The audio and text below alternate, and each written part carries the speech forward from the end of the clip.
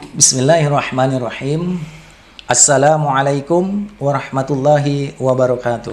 Waalaikumsalam warahmatullahi wabarakatuh. Pemirsa teman sahur yang dirahmati Allah Subhanahu wa taala, kita kembali berjumpa bincang-bincang teman sahur bersama narasumber kita yang insyaallah sudah berada di hadapan kita kali ini.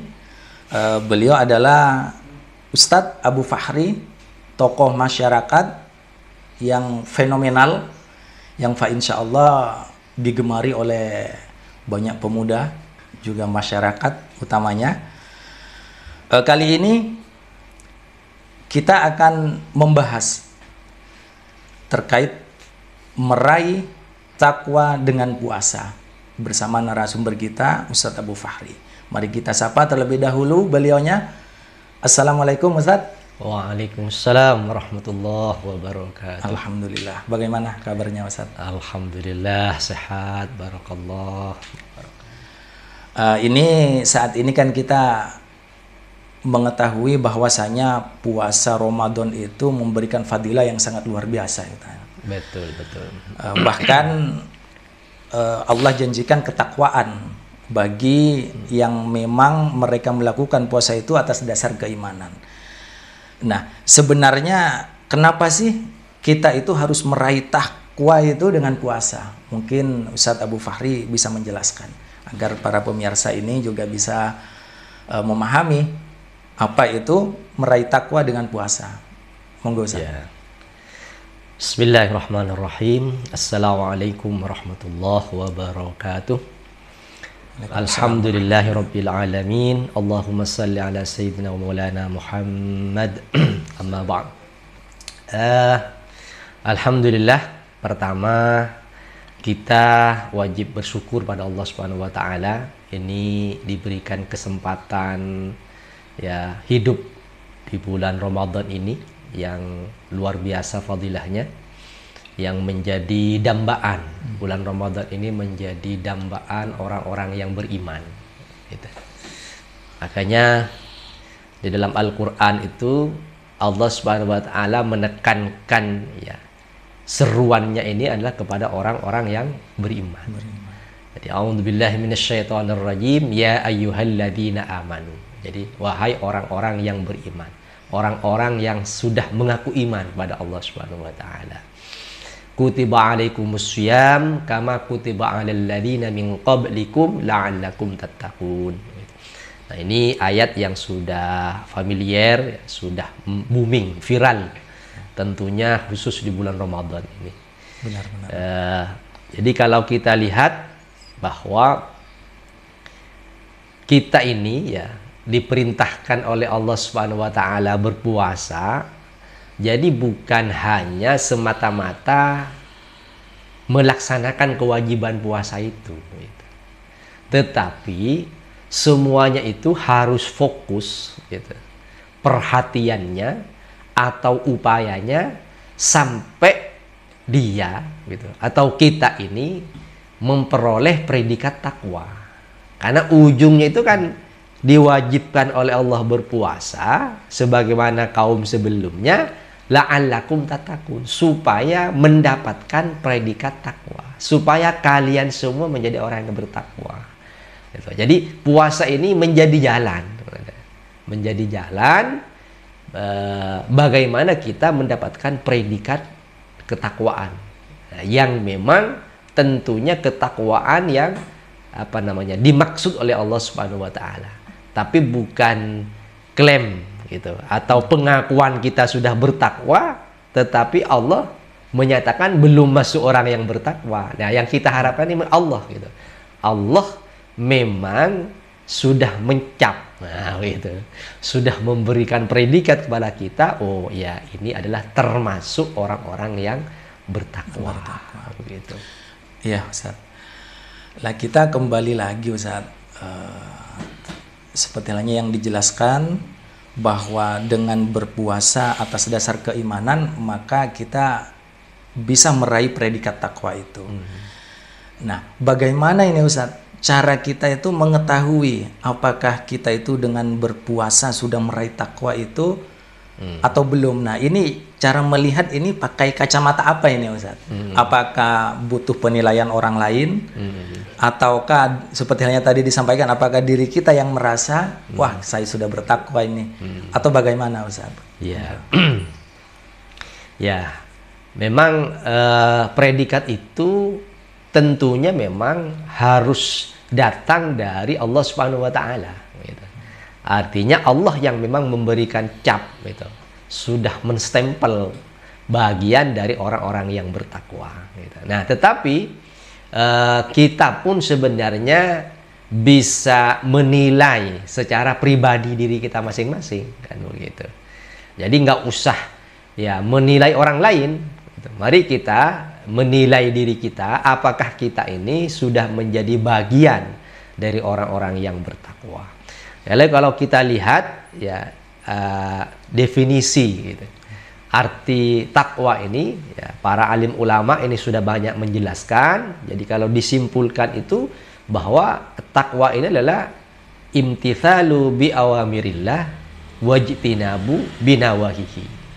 Jadi melaksanakan semua perintahnya dan menjauhi semua larangannya. Berarti ini masuk orang yang bertakwa, sudah begitu. Nah, masalahnya sekarang perintah Allah ini banyak kan begitu. Perintah Allah, perintah yang mana? Dan larangan Allah juga banyak. Nah, tentu di sini harus kita fokus yang pertama adalah kepada perintah-perintah yang wajib. Karena ada ada ancamannya kalau menyelisih perintah yang wajib. Kalau yang sunnah ini menjadi keutamaan, artinya menjadi tambahan supaya mendukung begitu, menguatkan predikat ketakwaan nanti. Jadi jangan keliru, artinya begini keliru, jangan tertipu kita ini fokus atau bersungguh-sungguh kepada amal sunnah, tetapi mengabaikan yang wajib. Begitu. Nah, ini keliru, ini namanya tertipu begitu. Jadi contoh umpamanya kita ini bersemangat sholat berjamaah ke masjid, berjamaahnya sunnah begitu. Tetapi kadang sholat yang 5 waktunya bolong-bolong. Nah, ini ketertipu, orang tertipu. Tapi justru bagaimana kita bersungguh-sungguh menjaga yang 5 waktu, jangan sampai ada yang bolong begitu. Dan supaya 5 waktu itu betul-betul bisa kita jaga, bersemangat, biasanya dengan berjamaah, berkumpul dengan saudara-saudara muslimin ini menambah semangat gitu, untuk bisa mengerjakan yang 5 waktu ini. Nah, ini gambaran contohnya gitu. Nah, terus kita lihat gitu, syariat yang tadi yang banyak yang Allah perintahkan itu, ini kita di dalam sebuah kitab itu disebutkan. Jadi bagaimana Islam ya, yang memang Allah turunkan sebagai din, sebagai sebuah sistem kehidupan, sebagai sebuah tatanan hidup, tentu di sini sebagai sebuah tatanan hidup yang syamil, kamil, yang lengkap, paripurna, sempurna ini, maka tidak ada ruang yang tidak diatur oleh Islam. Artinya semuanya Islam ini telah memberikan aturannya, sampai dari yang terkecil sampai yang terbesar. Sampai kita ini tidur mungkin dianggap sesuatu yang kecil, sampai mengatur bagaimana mengatur peradaban ini, kehidupan yang besar di dunia ini. Jadi keliru kalau hanya orang ini fokus kepada masalah yang kecil, tapi yang besar mengabaikan pada perkara-perkara yang juga wajib harus dilaksanakan. Gitu. Ya, kembali lagi tadi definisi dari takwa yang sempat disampaikan oleh Ustadz, bahwasanya seseorang itu baru dikatakan bertakwa dengan dilihat apabila ia sudah melaksanakan segala apa yang Allah perintahkan dan juga menjauhi segala apa yang Allah larang. Tadi juga disampaikan bahwa perintah Allah ini banyak. Mencakup mungkin dari semua aspek kehidupan. Betul. Nah, kemudian kita mengetahui bahwasanya manusia itu tidak keseluruhan mengamalkan segala apa yang Allah perintahkan ini Ustaz. Mungkin hanya sebagian. Contoh, banyak di antara manusia itu mungkin maksimal dalam melakukan ketaatan kepada Allah dalam mengamalkan rukun Islam. Seperti halnya sholat 5 waktu, nggak bolong-bolong lah gitu. Bahkan berjamaah ini ke masjid. Alhamdulillah. Ya, alhamdulillah. Kemudian yang kedua, ya melaksanakan saum, puasa Ramadan, Tambah seperti yang itu. sunnah lagi. Puasa Ramadan yang saat ini kita laksanakan, dan kemudian juga membayar zakat, dan kemudian berhaji. Bahkan ada yang sangat luar biasa dalam mengamalkan semua ini. Bahkan ada yang sampai hajinya itu bahkan lebih dari sekali. Bahkan kemarin saya ini silaturahim ke salah satu haji yang kebetulan beliau ini adalah tokoh juga, tokoh masyarakat juga. Dan beliau pada saat kami bersama keluarga mampir ke rumah beliau ternyata baru pulang dari umroh. Dan setelah saya tanyakan, alhamdulillah beliau sudah 5 kali, Ustaz. Sudah 5 kali melaksanakan amalan tersebut. Nah, namun kalau kita ketahui bahwasanya amalan ini kan sudah amalan yang memang diperintahkan oleh Allah 5 waktu. Yaitu 5 waktu dalam artian 5 rukun Islam sudah terpenuhi semuanya. Namun ada perintah-perintah lain ini yang abai terkadang, Ustaz. Salah satunya berdakwah, karena berdakwah itu adalah kewajiban. Kemudian juga thalabul ilmi, menuntut ilmu agama Islam itu juga merupakan kewajiban. Kemudian beramar ma'ruf, bernahi mungkar, mencegah kemungkaran, dan lain sebagainya. Nah, ini kan juga bentuk kewajiban, Ustaz. Nah, jika seseorang tidak menunaikan hal ini apakah juga belum dikatakan sempurna, Ustaz, ketakwaannya, atau belum dikatakan belum bertakwa, Ustaz? Iya. Gimana, Ustaz? Iya. Jadi kalau kembali ke definisi, ya kan, bahwa melaksanakan semua perintah, gitu, dan menjauhi semua larangan, maka tidak ada pilih-pilih, begitu. Ya, semua supaya memang betul-betul mendapatkan predikat ketakwaan yang memang Allah maui, kan begitu. Jadi bukan klaim kita, gitu. Bukan kita sudah merasa bertakwa. Nah, karena jelas bahwa predikat itu harus diberikan oleh Allah kepada makhluknya, gitu. Kepada makhluknya. Sehingga pantas orang yang bertakwa ini akan mendapatkan balasan surganya nanti, kan begitu. Jadi la'allakum tattaqun, supaya kalian menjadi orang yang bertakwa, bahwa juga surga itu wasari'u ila maghfiratin mir rabbikum wa jannatin arduhas samawati wal ard uiddat lil muttaqin, gitu kan. Yang diperuntukkan bagi orang-orang yang bertakwa. Nah, sekarang bagaimana tadi? Memang disinilah yang pertama langkahnya, karena yang banyak tadi begitu syariat Islam ini, perintah-perintah Allah, larangan-larangan Allah ini yang termaktub sebut semua itu dengan syariat Islam, begitu. Maka disinilah pentingnya yang pertama adalah thalabul ilmi, gitu. Belajar, memahami hukum syariat itu, hukum Allah Subhanahu wa taala, sehingga kita tahu di mana apa saja yang memang Allah perintahkan, apa saja yang Allah larang, gitu. Jadi saya ingin mengutip salah satu apa yang disebutkan dalam kitab, ya, Nizam Islam itu, bahwa al-Islam huwad-din. Islam ini sebuah sistem kehidupan, sebuah tatanan yang lengkap, gitu. Anzalallah bima anzalallah ala sayyidina Muhammad litanzimi ala qatil insan bi khaliqihi. Nah, jadi Islam ini sebuah sistem kehidupan yang diturunkan Allah Subhanahu wa taala kepada Nabi Muhammad litanzimi ala qatil insan bi khaliqihi, untuk mengatur hubungan manusia dengan Tuhannya. Nah, ini yang masuk tadi yang disebutkan apa? Bab akidah dan syariah. Yang sampean sebutkan itu di bab akidah syariah. Syariah dalam amal-amal fardhiyah tadi. Ya, yang disebut seperti sholat, puasa, haji, zakat. Ini harus kita laksanakan. Artinya alhamdulillah orang yang sudah bersemangat, bersungguh-sungguh di bab ini. Gitu. Artinya sudah menjaga atau melaksanakan bagian dari syariat, bagian dari perintah Allah Subhanahu wa taala. Satu. Kedua, apalagi yang diatur ala qatil insan binafsihi, mengatur hubungan manusia dengan dirinya sendiri.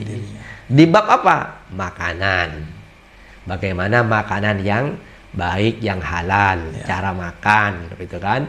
Terus minuman, terus akhlak. Nah, ini di bab ini. Gitu. Pakaian lagi. Pakaian, gitu kan. Ini masuk di sini. Nah, jadi tadi jangan sampai begini, kita rajin sholat tahajud, rajin sholat duha, gitu kan. Tapi buka aurat. Nah, berarti ini berarti apa? Menyelisihi satu perintah. Satu, karena perintah yang juga harus dilaksanakan, menutup aurat. Nah, baru yang ketiga, ala qatil insan bi ghairihi min banil insan. Mengatur hubungan manusia sesama manusia, ya, dengan selainnya sesama manusia. Nah, ternyata di bagian yang ketiga ini yang banyak hukum Allah Subhanahu wa taala. Nah, supaya betul-betul mendapatkan pendidikan ketakwaan, maka tiga ini memang harus dilaksanakan, gitu. Harus diamalkan, harus kita kerjakan, gitu. Harus kita kerjakan. Nah, mungkin pertanyaannya kan tidak semua sekarang bisa dilaksanakan, karena betul memang ada solahiyah yang bisa mengamalkan atau menerapkan. Nah, jadi tidak semua individu atau kelompok, gitu. Tapi memang harus ada kekuasaan, harus ada negara, harus ada institusi yang bisa menerapkan. Nah, konteks sekarang belum bisa. Nah, gitu. Terus bagaimana bisa takwa enggak? Gitu. Ya belum bisa memang. Tidak akan pernah bisa predikat takwa karena tadi semua perintah Allah Subhanahu wa taala. Nah, cuman begini, kita ini bisa berharap, kan begitu, bisa berharap supaya dimasukkan Allah Subhanahu wa taala bagi orang yang bertakwa apabila wilayah satu yang kedua ini yang bisa kita laksanakan saat ini, mari kita bersungguh-sungguh. Yang ketiga yang belum dilaksanakan, ini harus ada upaya supaya bisa diterapkan atau dilaksanakan. Ada upaya perjuangan, ada amar ma'ruf nahi mungkar, ada dakwah di sini yang harus dilaksanakan. Sehingga kita bisa berharap pada Allah, mudah-mudahan Allah mengampuni. Amin. Karena tidak bisa diterapkannya atau diamalkannya saat ini yang dimensi yang ketiga ini. Kalau kita memang abai, diam, ya tidak akan pernah itu takwa. Karena tidak bisa dilaksanakan semua, kan gitu. Dan di situ definisinya tadi semua, gitu. Semua perintah Allah Subhanahu wa taala. Iya. Ya, alhamdulillah sangat luar biasa ini yang materi yang disampaikan. Nanti sebelum membahas tentang yang dimensi 3 itu, Ustaz, yang terkait masalah hablum minan nas, yang hubungan manusia dengan manusia yang lain, yang kemudian di dalamnya diatur segala bentuk aktivitas, entah itu muamalah, entah itu dalam artian bermasyarakat, bahkan juga berpolitik dan lain sebagainya. Nah, ini Ustaz, kita kan mengetahui bahwa beranggapan di masyarakat itu puasa itu dengan kita menunaikannya atas dasar keimanan maka akan berbuah takwa. Jadi sadarannya itu, Ustaz. Nah, tapi banyak diantaranya terkadang kita masih belum tahu sebenarnya puasa Ramadan itu bagaimana sih gitu. Otomatis kan juga ada ilmunya, Ustaz. Kita dalam artian beramal seperti halnya yang disampaikan oleh Rasulullah SAW, bahwasanya segala bentuk amal itu tidak akan diterima di sisi Allah kecuali gitu ya kan, niat dengan tulus, ikhlas karena Allah, kemudian juga mengikuti ittiba, dalam artian mengikuti yang dicontohkan oleh Rasulullah SAW. Nah, yang menjadikan permasalahan ini, Ustaz, terkadang banyak diantaranya orang yang berpuasa, tapi terkadang berbeda ini, Ustaz, amalan-amalan yang dilakukan. Contoh, ini ada di sekitar kami sampai begini nih, Ustaz. puasa pun kadang itu menyelisihi dari kebiasaan pada umumnya itu tuh. Bahasanya itu kami itu puasanya wali. Puasanya wali.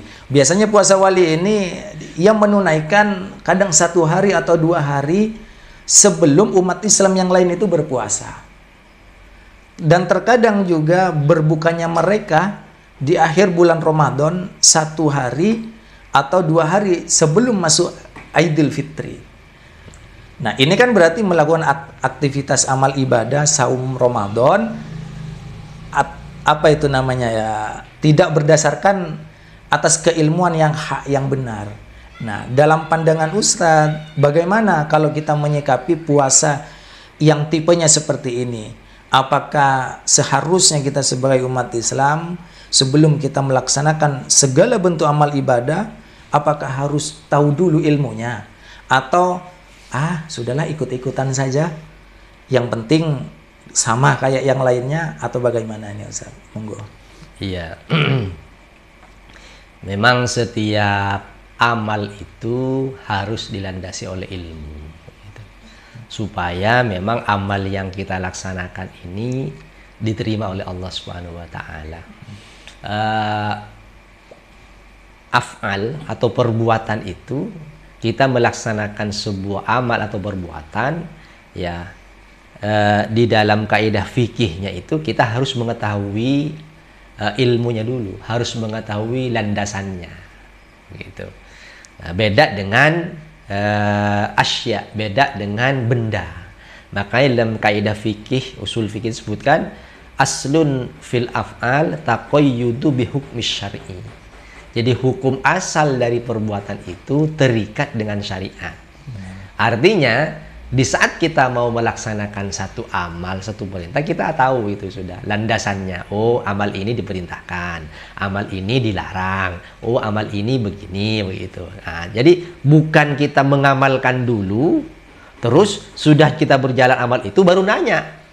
Nah, ini keliru gitu. Bisa jadi nanti satu amal, ya, sudah dianggap amal itu menguntungkan dirinya, atau sudah merasa ada kenikmatan, nyaman pada dirinya, atau menghasilkan materi, macam begitu. Terus di saat nanya kepada para ulama tentang hukum amal ini, ternyata dilarang.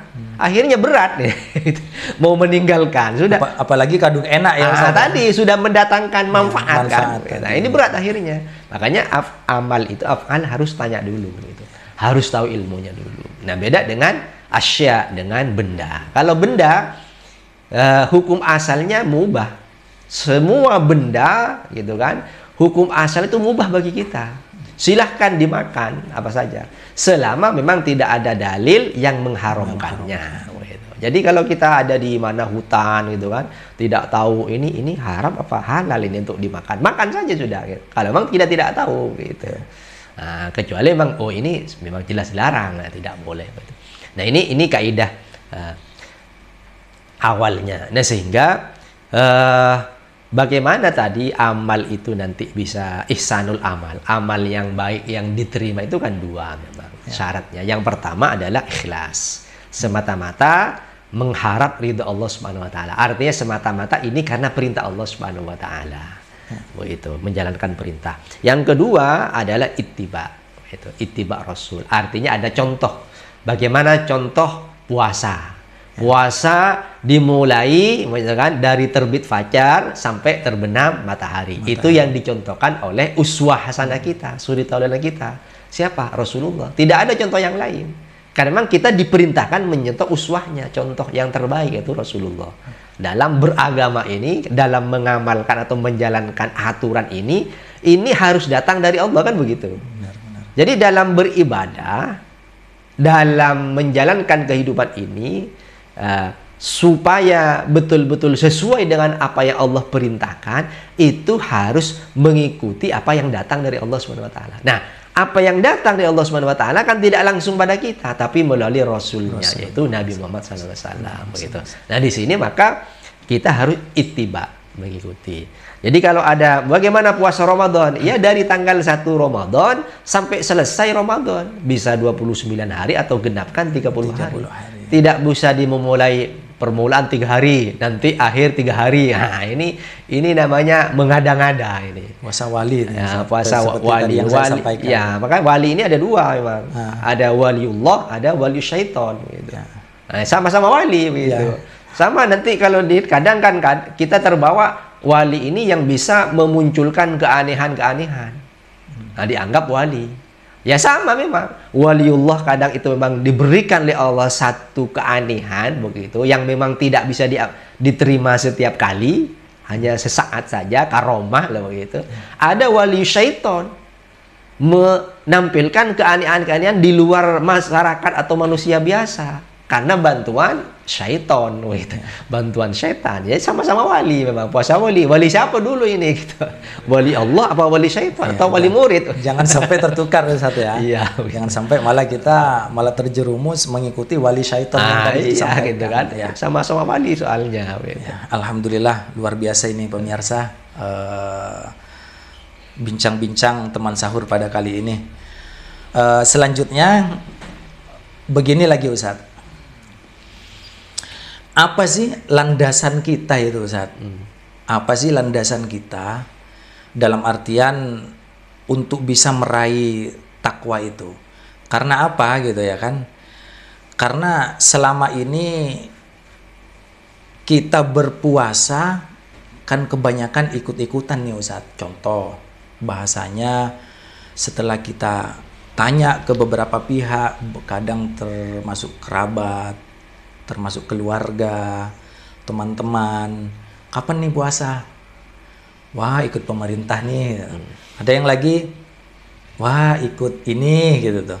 Ah, saya ikut ini gitu tuh. Nah, ini ternyata ada beberapa perbedaan nih Ustaz terkait awal dimulainya bulan Ramadan. 1 Ramadan ini ternyata ada beberapa ini Ustaz perbedaan. Nah, sebenarnya kalau dalam Islam itu sendiri yang benar itu seperti apa sih Ustaz agar umat Islam itu memang benar-benar mereka itu berpuasa itu sesuai keimanan dan ketakwaan serta keilmuan yang mereka miliki, yaitu keilmuan yang benar dalam pandangan Allah Subhanahu wa taala, bukan karena ikut-ikutan. Ya, walaupun kita boleh dalam artian ikut-ikutan yang dalam artian itu bertaklid lah. Tapi jangan sampai kita itu terlalu bertaklid buta. Kalau memang masih kita bisa menggali keilmuan, mari kita gali, kan begitu Ustaz. Nah, ini gimana penjelasan yang sahih atau yang benar gitu Ustaz dalam memulai Ramadan ini agar umat Islam itu di Indonesia bahkan umumnya di seluruh dunia itu bisa kompak bersama-sama ini dalam melaksanakan ibadah Ramadan ini Ustaz. Monggo Ustaz.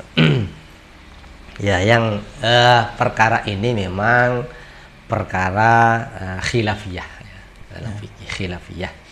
Artinya terjadi perbedaan pendapat di kalangan para ulama-ulama fikih untuk menentukannya. Dan ini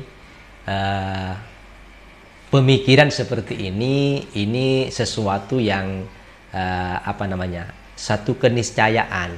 Artinya satu yang memang pasti terjadi dalam perkara atau wilayah yang dalil-dalil dhanni itu, dugaan kuat itu, bukan pada dalil-dalil yang qat'i.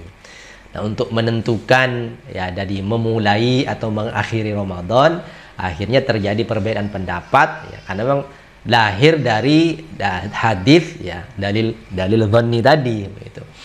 Nah, sehingga para ulama itu cara metode menentukannya ini satu dengan ru'yat ya, melihat hilal kan begitu. Ada yang dengan hisab begitu. Nah, ini yang dipakai ini kepada ada satu hadis ya yang dipakai. Jadi disebutkan umpamanya sumu li ru'yatihi wa aftiru li ru'yatihi. Fa in ghumma 'alaikum fa'akmilu iddata Sya'ban. Jadi berpuasalah kalian karena melihat bulan, gitu kan? Wa'aftiru dan berbuka ini berhari raya gitu. Berhari raya karena melihat bulan.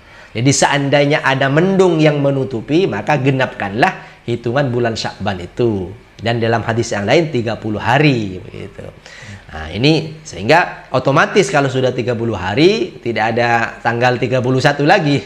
Keesokan harinya 1 Ramadan atau 1 Syawal. 1 Syawal. Jadi ada yang sudah menggunakan hisab, ada yang menggunakan ru'yat.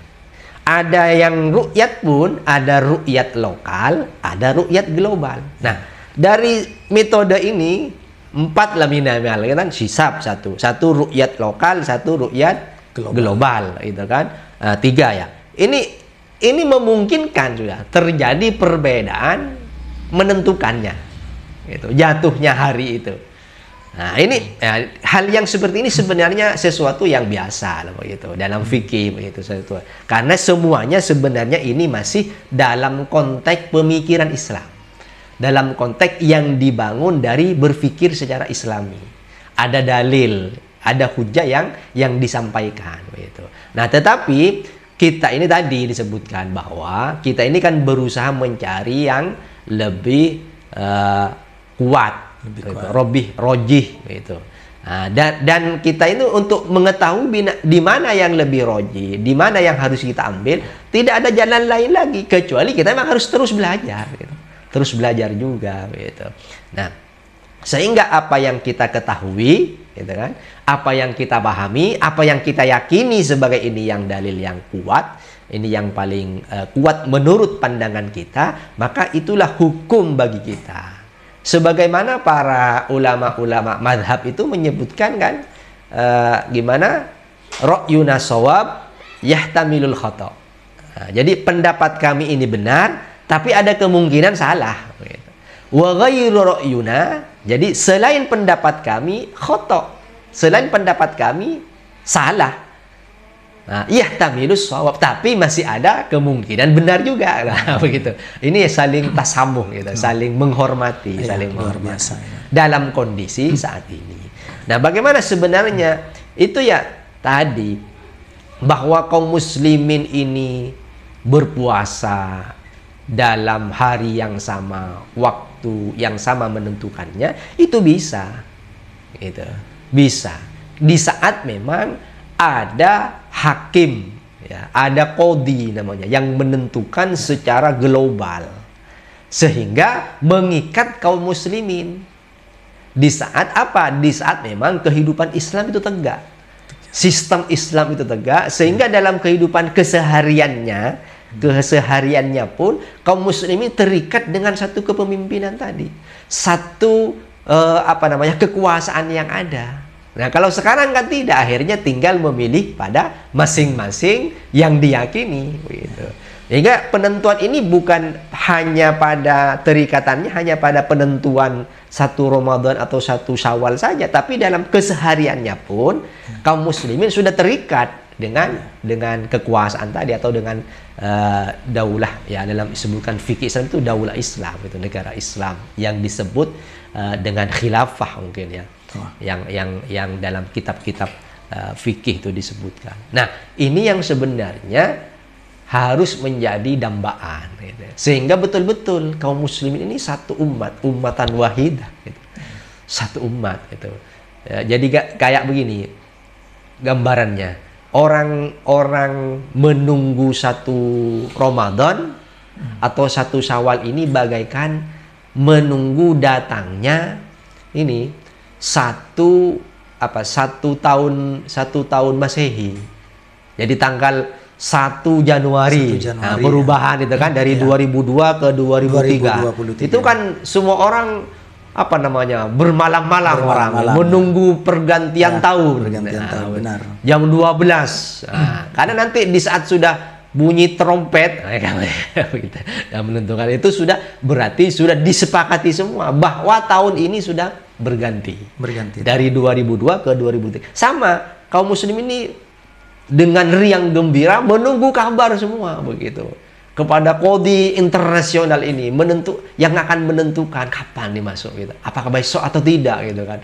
Semua sudah berharap-harap gitu dengan gembiranya. Sudah ditentukan, alhamdulillah semua. Nah, ini akan tampak gitu sebagai umat yang satu gitu. Umat yang satu bagi kaum muslimin. Alhamdulillah, luar biasa pemirsa. Kita ketahui bahwasanya saat ini memang belum ada ini Ustaz, institusi yang disampaikan oleh Ustadz Abu Fakhri, yaitu Daulah Islam atau suatu negara yang memang di dalamnya menerapkan syariat Islam di tengah-tengah umat di seluruh dunia masih belum.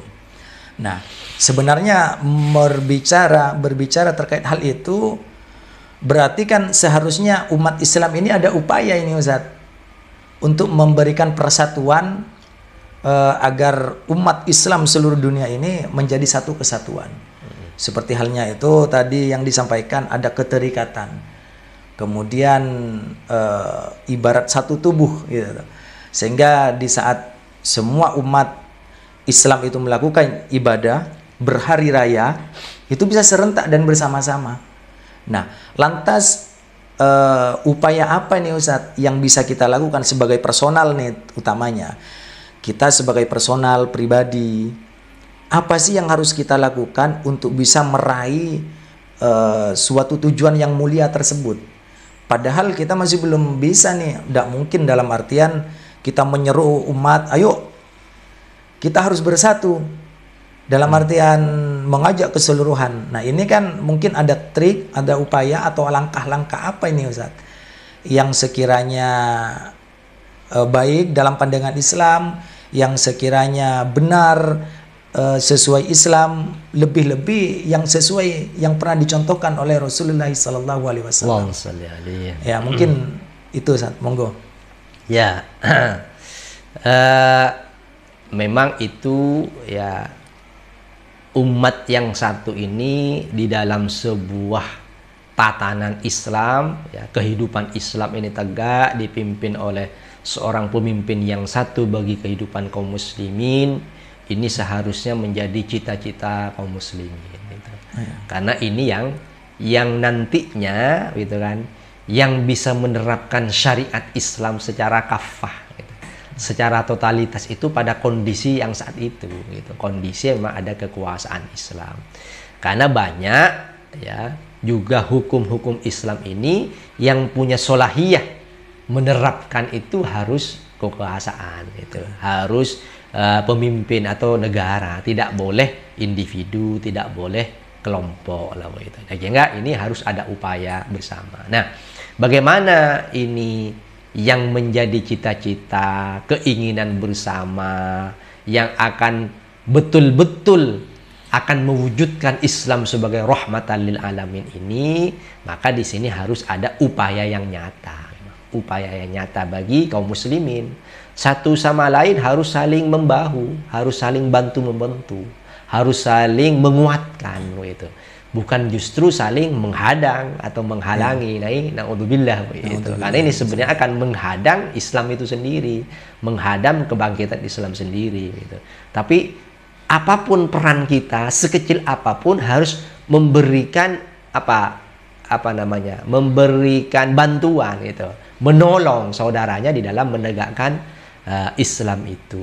Ya mungkin berharap ini kita kan orang kecil, orang yang tidak tahu apa-apa, apa yang beri kita, nah, perannya kita itu semuanya itu akan ada akumulasi nanti, ada kekuatan tersendiri, begitu. Nah, bagaimana upayanya, langkah-langkahnya? Nah, tentu harus ittiba kepada Rasulullah lagi. Jadi bukan hanya modal semangat gitu. Ada upaya, ada langkah yang nyata, ada tahapan yang nyata yang memang Rasulullah lakukan. Nah, ini gambarannya apa? Seperti bagaimana Rasulullah pertama ini di Mekah, begitu kan? Ya, belum ada kekuasaan Islam, Rasulullah berdakwah sampai berhasil mendirikan Madinah. Nah, di Madinah inilah Islam, syariat Islam bisa diterapkan secara kafah.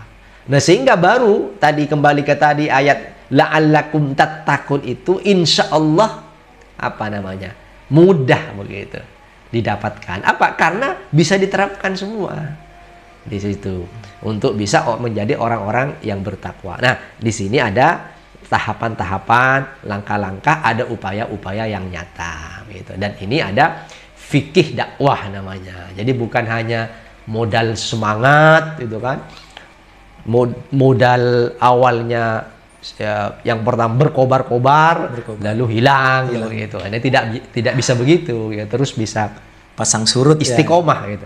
Istiqomah pada rel yang memang Rasulullah SAW contohkan. Nah, insya Allah nanti mungkin pada perkara ini nanti kita akan bahas lebih lanjut. Dalam forum yang pertemuan-pertemuan berikutnya. Alhamdulillah Ustaz. Ya semoga dengan disadarkannya umat akan pentingnya kepemimpinan Islam ini, semoga umat Islam memiliki pemimpin yang satu, yaitu pemimpin yang mempersatukan seluruh kaum muslimin, yaitu daulah Islam, seperti yang tadi disebutkan, khilafah ala minhajin nubuwah. Amin Allahumma amin. Nah ini Ustaz, kita sudah masuk di hari ke-19 Ramadan. Iya. Ini tidak lama lagi kita sudah akan mengakhiri nih Ustaz 10 hari kedua di bulan Ramadan yang Allah sempat sampaikan bahwasanya 10 hari pertama itu adalah rahmat, kemudian 10 hari kedua di bulan Ramadan itu adalah ampunan, dan ini sebentar lagi sudah akan meninggalkan kita ini Ustaz. Tinggal sehari 2 hari lagi nih. Maka umat Islam itu sungguh rugi apabila meninggalkan kesempatan yang sudah Allah berikan, yaitu malam yang hanya tinggal 1-2 hari ini. Yaitu adalah ampunan yang Allah berikan untuk hamba-hambanya. Nah, namun apa ini Ustaz? Upaya kita, langkah kita agar supaya kita itu tetap istiqomah ini Ustaz. Tetap istiqomah di jalan Allah agar bisa meraih gitu. Semua kebaikan-kebaikan di bulan Ramadan, utamanya untuk menjemput 10 hari terakhir di bulan Ramadan yang insya Allah akan Allah bebaskan dari api neraka. Dan semoga kita juga bisa meraih keutamaan malam Lailatul Qadar, sehingga umat manusia itu, umat Islam benar-benar mendapatkan predikat takwa yang Allah janjikan kepada hamba-hambanya. Nah mungkin apa solusinya ini Ustaz, agar kita itu bisa memberikan semangat kepada Allah Subhanahu wa taala sehingga ibadah kita itu benar-benar nanjak seperti halnya tanjakan jalan itu, bukan justru nanjak turun, begitu di akhir Ramadan kita blast itu Ustaz, bahkan terjatuh sehingga meninggalkan kegiatan amalan-amalan itu. Iya. Mungkin sedikit saya memberikan gambaran ya tentang bagaimana sih sebenarnya bahwa dengan puasa itu bisa meraih takwa, kan begitu. Nah ini sebenarnya kan begini, di saat kita berpuasa, gitu kan, maka ruh ya, kesadaran akan hubungan dengan Allah ini lagi tinggi, gitu. Lagi tinggi-tingginya. Makanya kita lihat bagaimana di bulan Ramadan ini, di saat kaum muslimin berpuasa kan beda dengan kehidupan keseharian yang lain itu. Orang contoh mamanya rajin baca Al-Quran, gitu kan, sholatnya ke masjid, terus tambah sunnah-sunnah yang lain, sedekahnya lancar, gitu kan, mau ke pasar nutup aurat, ya, gitu. Ini memang lagi tinggi, lagi meningkat ruh ini, kesadaran. Nah, dengan ruh ini maka ini diharapkan taqarrub ini, mendekatkan diri kepada Allah SWT ini semakin tinggi, sehingga orang ini berhati-hati dalam menjalani kehidupannya. Nah, dengan berhati-hati berarti kan dua hal tadi yang dimaksud itu bisa dilakukan, apa? Melaksanakan perintah, menjauhi larangannya. Jadi bukan saat berpuasa saja siang harinya, tapi ruh berpuasa itu terus berjalan begitu. Karena lagi ada. Nah, sama dengan mungkin ada sebuah hadis gimana kalau pemuda sudah mampu segera menikah. Kan begitu.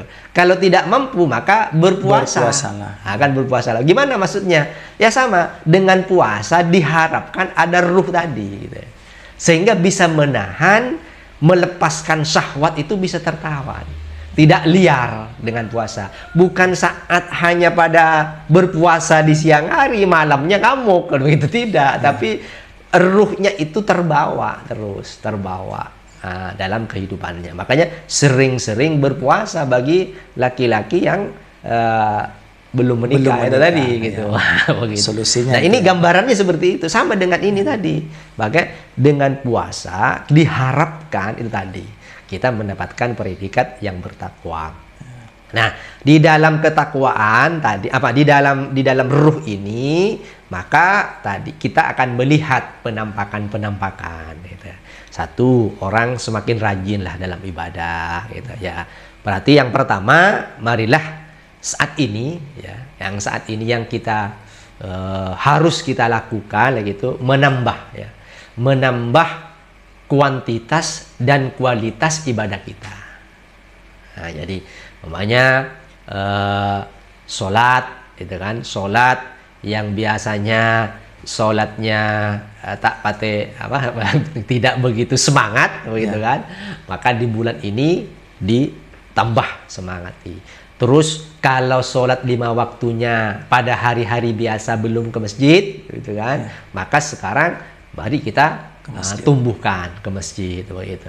Terus membaca Al-Qur'annya, yang penting hanya baca walaupun 1 halaman gitu kan, ditambah lagi pada saat ini. Ini kualitas.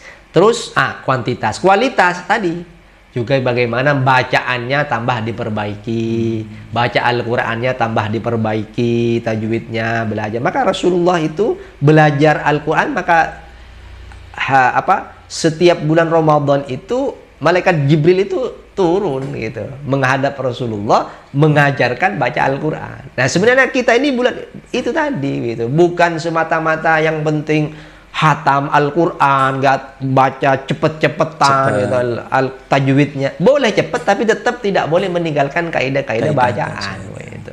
Bukan dilarang cepet gitu.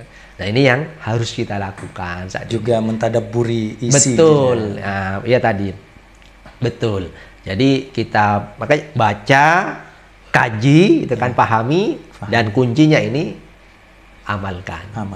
Maka ada salah seorang ustadz ini supaya kita ini barokah hidupnya, kata begitu, Al-Qur'an ini kuncinya harus pas.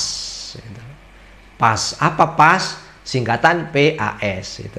P, pelajari, begitu kan, pas, terus amalkan. Nah, jadi setelah pelajari, amalkan, bukan hanya secara intelektual atau tahu ilmunya, amalkan. Pas, S apa? Harus sebarkan, dakwahkan itu, sampaikan itu. Nah, insya Allah ini kehidupan Islam ini akan semakin semakin hidup lah begitu. Ya, alhamdulillah pemirsa teman sahur yang dirahmati oleh Allah Subhanahu wa taala. Alhamdulillah ternyata Al-Qur'an itu sangat luar biasa dahsyat manfaatnya. Bahkan Al-Qur'an itu bisa membawa perubahan untuk membawa pelakunya itu kepada kemuliaan yang insyaallah diridhoi oleh Allah Subhanahu wa taala. Maka dari itu mari kita semangat untuk senantiasa mempelajari Al-Qur'an, mentadabburi isinya, memahami isinya, dan juga mengamalkan dan mendakwahkannya. Amin. Semoga kita termasuk hamba-hamba Allah Subhanahu wa taala yang senantiasa istiqomah, sehingga ketakwaan yang Allah janjikan bisa kita raih atas izin Allah Subhanahu wa taala, sehingga surga yang Allah janjikan yang luasnya seluas langit dan bumi bisa kita dapatkan atas izin Allah Subhanahu wa taala. Amin Allahumma amin. Ya, ini Ustaz, ini waktu ternyata sudah hampir habis ini Ustaz. Sudah mau masuk memasuki waktu limit ini. Waktu yang barokah ini, saat-saat sahur ini kan waktu istijabah gitu. Kita harus banyak berdoa gitu kan. Ya, benar. Waktu yang istijabah ini. Iya. Ya, mungkin sebelum diakhiri nih Ustaz, mungkin ada closing statement Ustaz bagi kita dan juga bagi pemirsa yang di rumah yang saat ini sedang menikmati makan sahur. Monggo Ustaz, dipersilahkan. Iya, yang pertama Mari khususnya di waktu-waktu seperti ini, waktu-waktu sahur ini, kita ini sebenarnya waktu yang istijabah, waktu yang paling syahdu ya, untuk taqarrub ila Allah Subhanahu wa taala. Bukan waktu-waktu yang mungkin kita lihat tayangan-tayangan TV banyak lawakan-lawakannya, main-main. Ini kan sebenarnya mengalihkan ya, waktu yang sebenarnya ini waktu khusus ya bagi orang-orang yang beriman tadi itu. Karena ini yang dicari sebenarnya waktu ini. Maka jangan dilewatkan untuk banyak tadi berdoa pada Allah Subhanahu wa taala. Terus yang kedua, ini juga kita akan masuk pada 10 ya, yang terakhir ya. Jadi ini sudah 19, berikutnya masuk pada 20 berikutnya, maka ada amalan yaitu ada iktikaf gitu kan. Nah, ini iktikaf kita juga bisa hidupkan gitu kan. Malam-malam ini kita berharap semua kita mendapatkan Lailatul Qadar. Amin. Karena memang apa yang Rasulullah sampaikan untuk mengejar di malam-malam ganjil di 10 terakhir ini gitu. Mudah-mudahan kita semuanya bisa memanfaatkan dalam keadaan sehat dan istiqomah untuk bisa mengisi Ramadan ini, apalagi pada akhir-akhir 10 terakhir ini. Insyaallah seperti itu. Ya. Terima kasih banyak Ustadz atas waktunya. Sama-sama. Semoga ilmu yang disampaikan mendapatkan kebaikan serta ridho dari Allah Subhanahu wa taala. Baik kepada kami pribadi sebagai host dan juga kepada pemirsa teman sahur. Demikian yang bisa kami sampaikan pada acara bincang-bincang teman sahur bersama Ustadz Abu Fahri. Semoga apa yang disampaikan oleh beliau mendapatkan manfaat serta ridho dari Allah Subhanahu wa taala dan kebaikan bagi kita dan juga bagi pemirsa di rumah.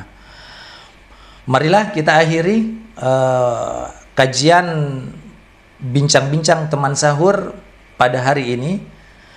Saya akhiri. Wassalamualaikum warahmatullahi wabarakatuh. Waalaikumsalam warahmatullahi wabarakatuh.